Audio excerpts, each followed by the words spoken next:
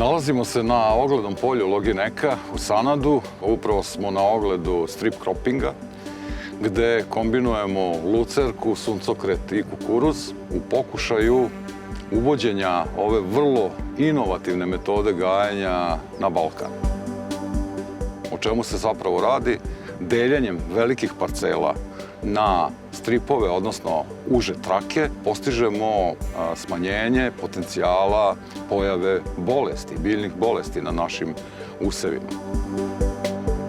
Imamo obezbeđen azot, organski azot u vidu naše leguminoze, otporne na sušu, više otkosne, višegodišnje, kao što je lucerka, koja daje ogroman prinos zelene mase, bogate azotom, kosidbom silokombajnom lucerke i prebacivanjem na susednu traku, na suncokret ili usev kukuruza, obezbeđujemo dovoljnu količinu azota kako za ovaj usev, tako i za usev sledeće godine.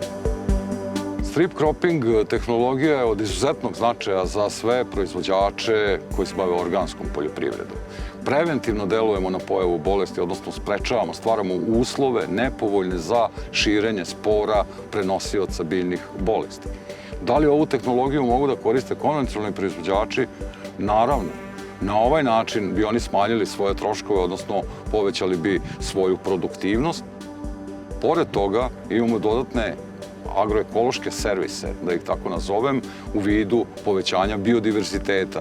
Ono što je problem u konvencionalnoj industrijskoj poljoprivredi je ogroman masiv jednog useva. Uvođenjem strip croppinga obezbeđujete na jednoj parceli povoljne uslove za razvoj i očuvanje biodiverziteta, nečega od čega zavisi sudbina naše planete.